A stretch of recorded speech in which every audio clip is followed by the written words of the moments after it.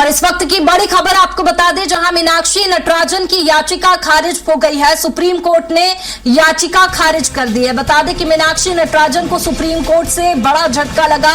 नामांकन खारिज के फैसले को चुनौती दी थी और सुप्रीम कोर्ट में आज सुनवाई होनी थी। तो सुप्रीम कोर्ट का ये रुख रहा कि जो याचिका लगाई गई थी वो सुप्रीम कोर्ट ने खारिज कर दी है। मीनाक्षी नटराजन की याचिका खारिज की है। कांग्रेस से राज्यसभा चुनाव में मीनाक्षी नटराजन को प्रत्याशी बनाया गया था, लेकिन कई सारे आरोपों के बाद में मीनाक्षी नटराजन का नामांकन रद्द किया गया था, क्योंकि ऐसा कहा जा रहा था कि मीनाक्षी नटराजन ने जानकारी छुपाई है। लेकिन मीनाक्षी नटराजन का साफ तौर पर यह कहना था कि कोई जानकारी नहीं छुपाई है। जो जानकारी इलेक्शन कमीशन को दी है वो सही है और पूरी जानकारी दी गई है। और इसी को लेकर के सुप्रीम कोर्ट तक वो पहुंचे थे। बता दें कि अब सुप्रीम कोर्ट में सुनवाई हुई। मीनाक्षी नटराजन की याचिका खारिज हो गई है। सुप्रीम कोर्ट ने याचिका खारिज की है। मीनाक्षी नटराजन को सुप्रीम कोर्ट से ये बड़ा झटका लगा है। नामांकन खारिज के फैसले को चुनौती दी थी। बता दें, इस मामले को लेकर के मध्य प्रदेश में लगातार सियासत देखने को मिल रही है, क्योंकि तीसरा प्रत्याशी बीजेपी ने उतारा था मीनाक्षी नटराजन के सामने। वहीं मीनाक्षी नटराजन का जब नामांकन रद्द हो गया तो तीनों सीटों पर बीजेपी को जीत मिली। बीजेपी निर्विरोध जीती है और उसी के बाद से बीजेपी में तो जश्न का माहौल देखने को मिल रहा है, लेकिन कांग्रेस में बड़ी हलचल है और लगातार इसी पर आरोप प्रत्यारोप का दौर मध्य प्रदेश में चल रहा है। बयानबाजी तेज हो गई है। दिग्विजय सिंह के भी तमाम बयान सामने आए हैं, जिसे लेकर के पलटवार भी बीजेपी करती हुई दिखाई दे रही है। और मीनाक्षी नटराजन नामांकन रद्द होने के बाद में सुप्रीम कोर्ट तक पहुंची, लेकिन सुप्रीम कोर्ट का भी ये रुख रहा। सुप्रीम कोर्ट से भी बड़ा झटका मीनाक्षी नटराजन को लगा है कि याचिका खारिज हो गई है। बता दें कि नामांकन खारिज के फैसले को चुनौती दी थी सुप्रीम कोर्ट में, लेकिन सुप्रीम कोर्ट में जो याचिका लगाई गई थी वो खारिज कर दी गई है। मीनाक्षी नटराजन को सुप्रीम कोर्ट से ये बड़ा झटका लगा है। राज्यसभा चुनाव में कांग्रेस ने मीनाक्षी नटराजन को प्रत्याशी बनाया था, लेकिन पूरी जानकारी मीनाक्षी नटराजन ने नहीं दी थी, जिसे लेकर के नामांकन रद्द किया गया था। बीजेपी ने आरोप लगाए थे, उसके बाद में जांच के बाद नामांकन को रद्द किया गया। उसके बाद में कांग्रेस में लगातार हलचल देखने को मिली। सुप्रीम कोर्ट तक कांग्रेस पहुंचे, लेकिन ये बड़ा अपडेट हम आप तक पहुंचा रखे हैं कि मीनाक्षी नटराजन की याचिका खारिज हो गई है। सुप्रीम कोर्ट ने याचिका खारिज कर दी है। ये बड़ी खबर आप तक पहुंचा रखे हैं। मीनाक्षी नटराजन को सुप्रीम कोर्ट से ये बड़ा झटका लगा। नामांकन खारिज के फैसले को चुनौती दी थी, लेकिन सुप्रीम कोर्ट ने भी मीनाक्षी नटराजन की याचिका खारिज कर दी है। और लगातार बयानबाजी का दौर फिलहाल प्रदेश में देखने को मिल रहा है। आरोप प्रत्यारोप का दौर शुरू हो चुका है। सियासत इस मामले में हो रही है। राज्यसभा चुनाव को लेकर के पहले से ही हलचल थी, लेकिन बीजेपी ने जब तीसरा उम्मीदवार उतारा महेश केवट मीनाक्षी नटराजन के सामने, वहीं मीनाक्षी नटराजन का नामांकन रद्द हुआ है, क्योंकि कई सारी जो जानकारी है वो मीनाक्षी नटराजन ने कांग्रेस ने छुपाई थी। उसे लेकर के तमाम आरोप बीजेपी ने लगाए थे। उसके बाद में नामांकन रद्द हुआ था। बता दें कि अब सुप्रीम कोर्ट से भी बड़ा झटका मीनाक्षी नटराजन को लगा है। मीनाक्षी नटराजन की याचिका खारिज हो गई है। आपको बता दें कि मीनाक्षी नटराजन की याचिका खारिज हुई। सुप्रीम कोर्ट से ये बड़ा झटका लगा है। ये बड़ा अपडेट हम आप तक पहुंचा रहे हैं। फिलहाल मध्य प्रदेश में राज्यसभा चुनाव को लेकर सियासत देखने को मिल रही है, क्योंकि बीजेपी अब निर्विरोध तीनों सीटों पर जीत चुकी है। मीनाक्षी नटराजन का नामांकन रद्द हो गया और इसी के साथ बीजेपी में जश्न का माहौल देखने को मिल रहा है। और ज्यादा जानकारी के साथ चैनल है प्रभु पटेरिया हमारे साथ में फोन लाइन पर जुड़ गए हैं। प्रभु जी, जिस तरह से सियासत देखने को मिल रही है मध्य प्रदेश में, आरोप प्रत्यारोप का दौर शुरू हो चुका है और एक और बड़ा झटका फिलहाल कांग्रेस को लग चुका है। बिल्कुल वैष्णवी, कांग्रेस इस मामले को लेकर सुप्रीम कोर्ट गई थी। जो यहाँ के रिटर्निंग ऑफिसर ने जिस तरीके से मीनाक्षी नटराजन का नॉमिनेशन एक लीगल नोटिस जो उनके खिलाफ था, उसके आधार पर जो बीजेपी की आपत्ति थी उस पर उन्होंने उसको रद्द कर दिया था, खारिज कर दिया था। उसके खिलाफ जो है कांग्रेस सुप्रीम कोर्ट गई थी। मीनाक्षी नटराजन की तरफ से पिटीशन लगाई गई थी और सुप्रीम कोर्ट ने इनको सुना। आर्गुमेंट इनके सुने। अभिषेक मनु सिंघवी जैसे वकील इनकी तरफ से पैरवी कर रहे थे। तो सुप्रीम कोर्ट का ये कहना है इस पूरे मामले में कि संविधान की जो धारा अनुच्छेद 329 बी, आर्टिकल 329 बी ये कहता है कि चुनाव प्रक्रिया में कोर्ट कोई हस्तक्षेप नहीं कर सकता। अभी चुनाव की प्रक्रिया चल रही है, चुनाव 18 तारीख तक पूरे राज्यसभा चुनाव जो नोटिफिकेशन हुआ था 18 को उसकी वोटिंग होनी है, जहाँ पे भी वोटिंग की स्थिति है, और मध्य प्रदेश की स्थिति थोड़ी सी अलग हो गई है भले ही। तो उन्होंने कहा कि चुनाव प्रक्रिया के बीच में हम कोई हस्तक्षेप नहीं कर सकते कोर्ट, न तो किसी का ये मौलिक अधिकार है कि उसके यदि इस तरीके से उसको हटा दिया गया है चुनाव प्रक्रिया से, तो मौलिक अधिकार का उल्लेख करते हुए वो कोर्ट जाए, तो मौलिक अधिकार में भी नहीं आता है, ये चुनावी प्रक्रिया का हिस्सा है। तो सुप्रीम कोर्ट ने कहा कि उनके अधिकार क्षेत्र के बाहर इसमें हस्तक्षेप करना, सुप्रीम कोर्ट ने ये जरूर इनको कहा है कि चुनाव प्रक्रिया पूरी होने के बाद इस पे इलेक्शन पिटीशन फाइल कर सकते हैं, उसकी सुनवाई जो है कोर्ट करेगा। तो निश्चित तौर पर जो है जो भी संविधान में जो शक्तियां दी गई हैं आर्टिकल 329B के तहत जो प्रावधान किया गया है उसके आधार पर सुप्रीम कोर्ट ने इस याचिका को खारिज किया है। और यदि यह प्रावधान था तो इसमें इनको ये कहें कि भले मीनाक्षी नटराजन की तरफ से सुप्रीम कोर्ट में याचिका लगाई, लेकिन उनको इसमें रिलीफ मिलने की संभावना बिल्कुल जीरो थी। उनके वकील भी शायद इस चीज को जानते होंगे, लेकिन फिर भी वहां तक गए अपनी पक्ष रखने के लिए, तो कोशिश उन्होंने जरूर की है, लेकिन संविधान जो प्रावधान है उसका पालन करते हुए सुप्रीम कोर्ट ने इस याचिका को खारिज कर दिया है। बिल्कुल, देखिए सुप्रीम कोर्ट ने याचिका को खारिज किया, उसके बाद से ही कांग्रेस में हलचल देखने को मिल रही है। लेकिन प्रभु जी, जिस तरह से स्वराज एक्सप्रेस पॉलिटिकल खबरों पर ध्यान देता है और प्राथमिकता इस तरह से हम पूरे दिन से जो अपडेट है वो चला रहे हैं, और सुबह भी खबर आई थी उस पर अगर नजर डालें तो बीजेपी की ओर से भी ये कहा गया था, बीजेपी के नेताओं का ये कहना है कि कांग्रेस के लोग ही खुद भंडाफोड़ करते हैं, कांग्रेस के ही लोगों ने बीजेपी को बताया था। ये पूरी जो राजनीति हुई है कहीं ना कहीं कांग्रेस से ही जो सूचना है वो बीजेपी तक पहुंची थी। नामांकन वाली जो बात थी कि जानकारी छुपाई गई है, बीजेपी कांग्रेस की ओर से जो वो नामांकन में जानकारी छुपाई गई है उसे लेकर के जो लगातार आरोप है वो कांग्रेस पर ही बीजेपी लगा रही है। देखिए, कांग्रेस की समझ का खेत था कि उन्हें जो है वो लीगल नोटिस को उन्हें किस तरीके से उसको नजरअंदाज कर दिया गया, क्योंकि रिटर्निंग ऑफिसर के पास जब मीनाक्षी नटराजन उनके जो यहाँ पे जो फॉर्म भरवाने उनके जो एडवोकेट्स आते थे जेपी धनोपिया, तो उनने जो तर्क दिया था उस तर्क में ये था कि ये लीगल नोटिस है, ये कोई उनके खिलाफ कार्रवाई नहीं है। लेकिन चूंकि कोर्ट ने उस मामले पे जो मूल मामला है उस पर संज्ञान लिया हुआ, उस पर FIR दर्ज हो चुकी थी, तो उसके आधार पे इसको जो है उसी का हिस्सा माना गया और उस पर कार्रवाई की गई। ये वैष्णवी ये जरूर बात है कि चाहे कैलाश विजयवर्गीय हो जो कि सीनियर मिनिस्टर है मध्य प्रदेश सरकार के, या बीजेपी प्रदेश अध्यक्ष हेमंत खंडेलवाल हैं, वो दोनों दावा कर रहे हैं, तमाम और भी बीजेपी के नेता ये दावा कर रहे हैं कि जो कुछ भी आया है कागज निकल के मीनाक्षी नटराजन का नोटिस, वो उनको उपलब्ध जो है कांग्रेस से जुड़े ही लोगों ने कराया है, क्योंकि तेलंगाना में कांग्रेस की सरकार है, मामला तेलंगाना का था, मीनाक्षी नटराजन तेलंगाना की प्रभारी है।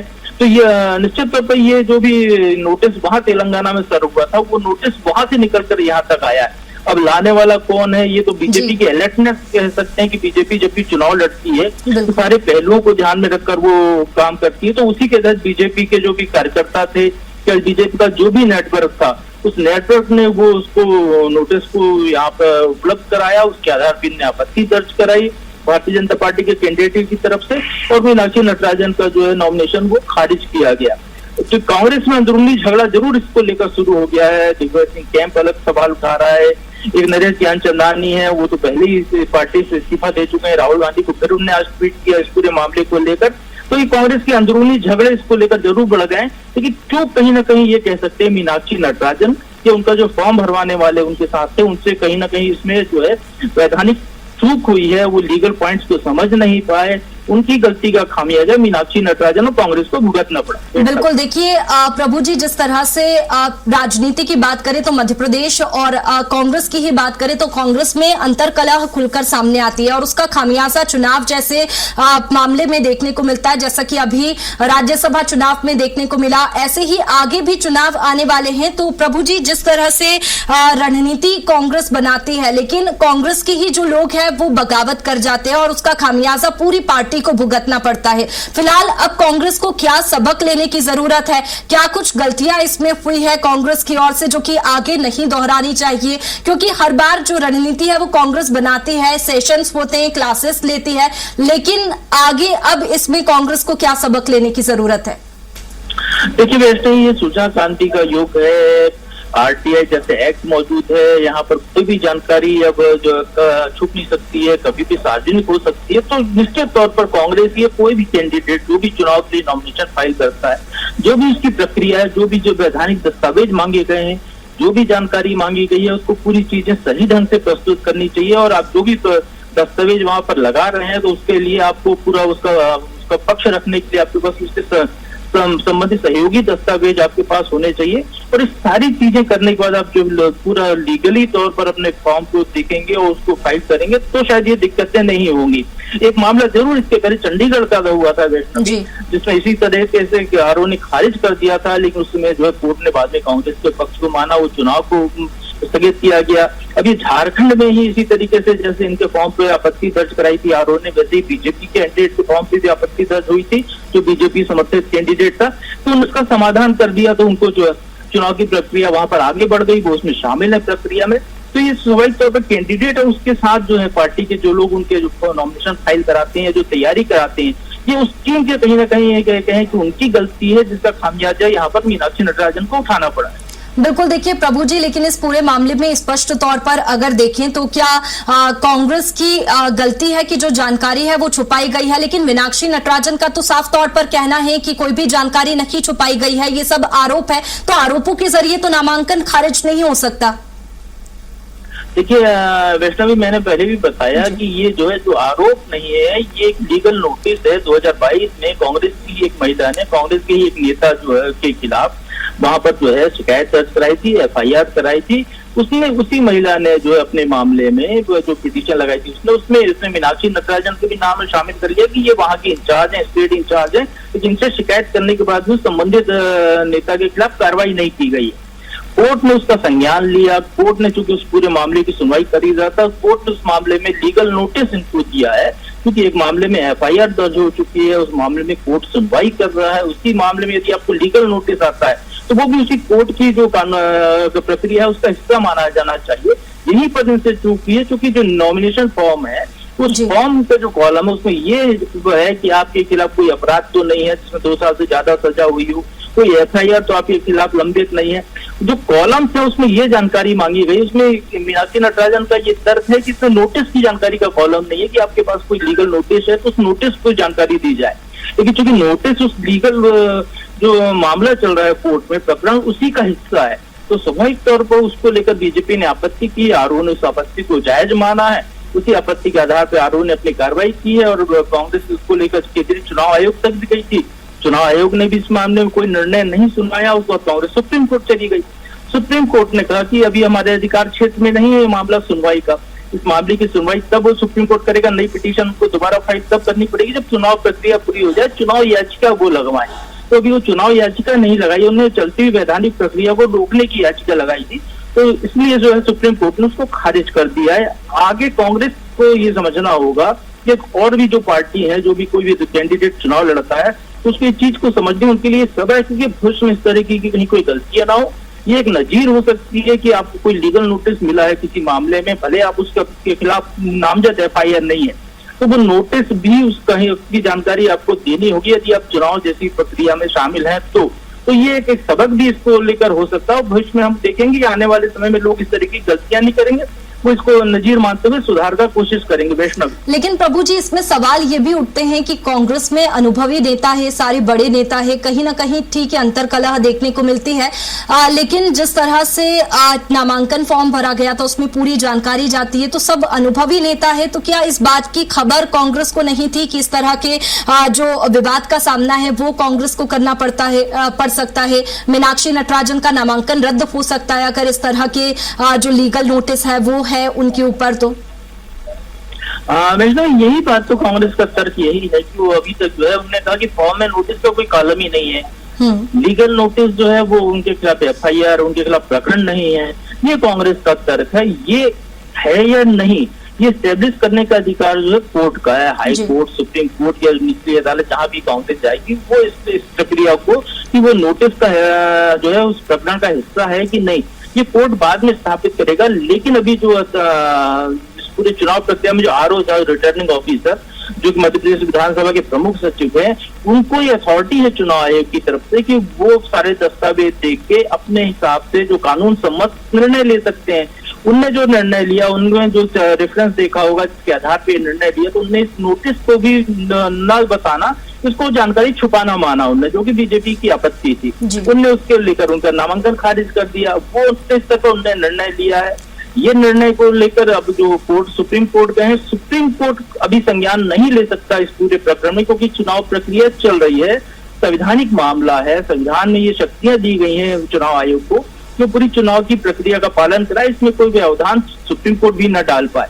तो उस प्रक्रिया का पालन करते हुए चुनाव आयोग अपनी पूरी प्रक्रिया पूरे करेगा। जो चुनाव आयोग की प्रक्रिया पूरी हो जाएगी 30 तारीख को, उसके बाद कांग्रेस यदि दोबारा पिटीशन लगाती है तो सुप्रीम कोर्ट इस मामले में संज्ञान लेगा, पूरे मामले की सुनवाई करेगा। यदि सुप्रीम कोर्ट को लगता है कि गलत निर्णय हुआ है, कांग्रेस के तर्कों के आधार से मीनाक्षी नटराजन के खिलाफ इनजस्टिस हुआ है, तो इस पूरे चुनाव को वो चाहे तो खारिज करने का आदेश भी दे सकता है, नए सिरे से चुनाव की बात कर सकता है। यदि उसको लगता है कि कहीं गलती नहीं हुई है तो उनकी याचिका को वो खारिज भी कर सकता है। बिल्कुल प्रभु जी, ये अगर इस मामले की बात करें तो ठीक है, देखने वाली बात होगी कि इस मामले में क्या कुछ होगा। लेकिन मध्य प्रदेश के ऑल ओवर पॉलिटिकल ड्रामा की बात करें तो पहले ही कांग्रेस की स्थिति मजबूत नहीं है। कांग्रेस की स्थिति पूरी तरह से कमजोर दिखाई देती है, क्योंकि 2020 में जो कुछ भी हुआ राजनीति में, मध्य प्रदेश की राजनीति में, उसका खामियाजा कांग्रेस अभी तक भुगत रही है। और इस तरह से अगर कांग्रेस की रणनीति रहेगी तो आने वाले चुनाव में भी कांग्रेस को इन स्थितियों का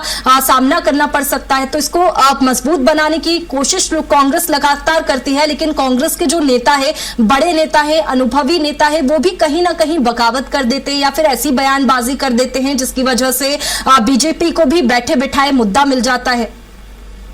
हाँ, निश्चित तौर पर कांग्रेस की तरफ से जो चूक की गई है, जो भी गलतियां उनकी तरफ से की गई हैं इस पूरे मामले में, तो उसका फायदा बीजेपी उठाया।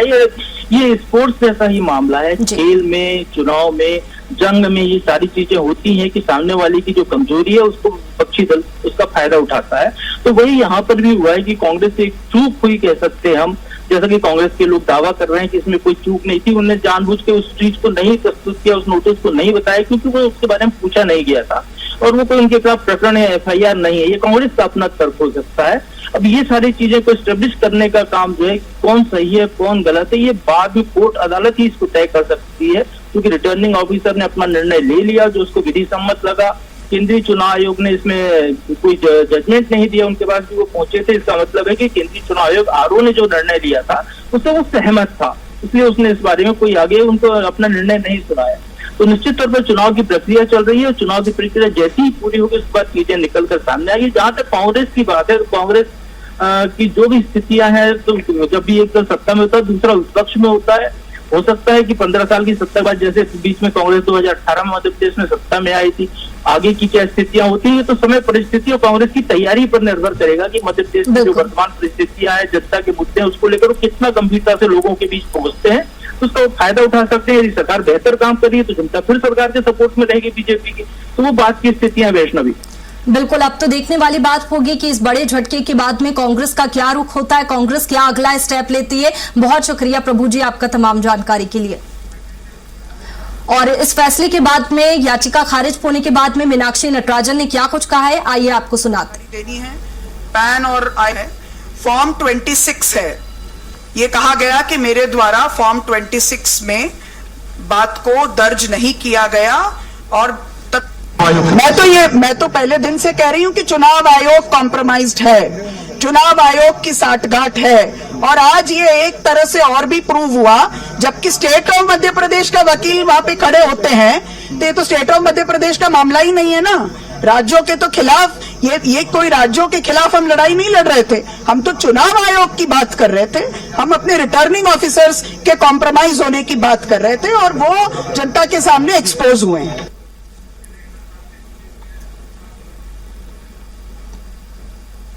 और चलिए इसी पर चर्चा करेंगे। हमारे साथ में वाणी अहलूवालिया प्रवक्ता बीजेपी से जुड़ चुकी है। वाणी जी, बहुत स्वागत है आपका स्वराज एक्सप्रेस में। डॉक्टर शिल्पी हमारे साथ में जुड़ चुकी है, कांग्रेस प्रवक्ता। शिल्पी जी, बहुत स्वागत है। और शिल्पी जी, सबसे पहला प्रश्न मैं आप ही से लूंगी, क्योंकि एक बड़ा झटका फिलहाल कांग्रेस पार्टी को लगा है, लेकिन इस पर आपके क्या विचार है, क्या कुछ आप कहेंगी? क्योंकि जिस तरह से याचिका खारिज हो गई है सुप्रीम कोर्ट में, इस भी तो अभी हमने बयान भी सुनाया कि इलेक्शन कमीशन को, चुनाव आयोग को पर आरोप लगा रहे हैं आप लोग। देखिए, माननीय सर्वोच्च न्यायालय ने जो भी निर्णय दिया है, हम उस निर्णय का सम्मान करते हैं।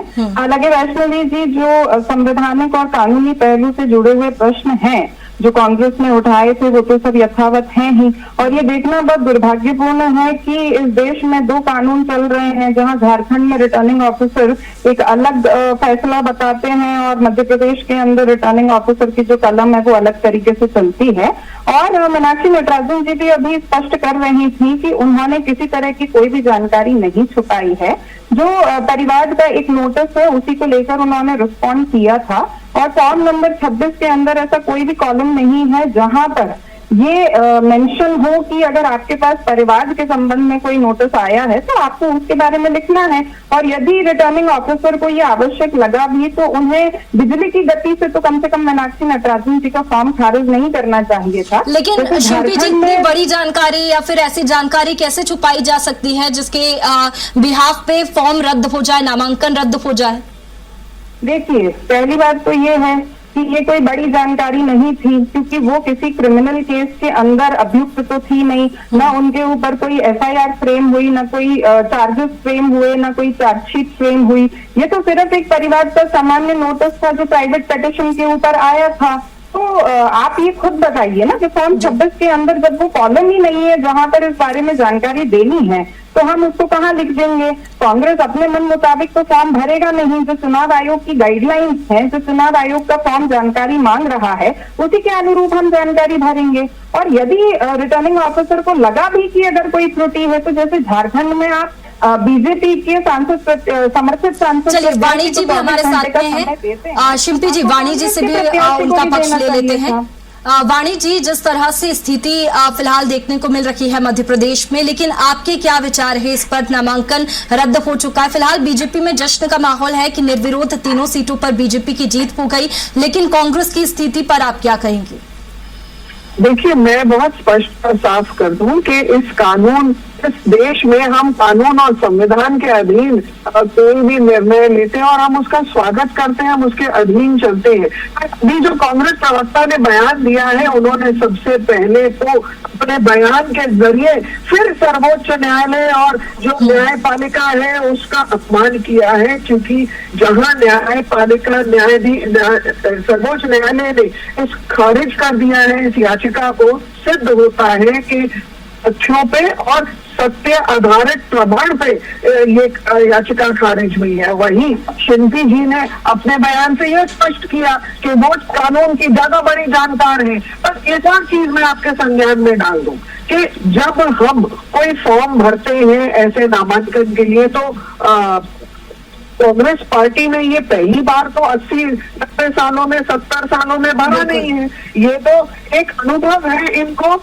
मुझे लगता है भारतीय जनता पार्टी से भी पूर्व का अनुभव है। इसीलिए इनके जो विधि जानकार हैं, जिन्होंने त्रुटि को करेक्ट समय अनुसार नहीं करेक्ट किया, जिन्होंने त्रुटि पूर्वक के फॉर्म भरवाया, मैं तो ये कहती हूँ कि ये इनके अंदरूनी कलह है, ये इनकी खुद की साजिश है, जो षड्यंत्र है, जिसका पर्दाफाश हो गया है। साफ और स्पष्ट होता है कि ये कैसे महिला विरोधी मानसिकता है और कैसे ये वाणी जी, आपने जो कहा है उस पर एक पक्ष यहाँ पर शिल्पी जी का ले लेते हैं। वाणी जी, एक पक्ष शिल्पी जी का ले लेते हैं। शिल्पी जी, जिस तरह से अनुभवी नेता की बात हुई, अनुभवी नेता कांग्रेस में है, बीजेपी से भी ज्यादा अनुभवी नेता है कांग्रेस में, लेकिन फिर भी इतनी बड़ी चूक कैसे हो सकती है कि नामांकन ही रद्द हो जाए?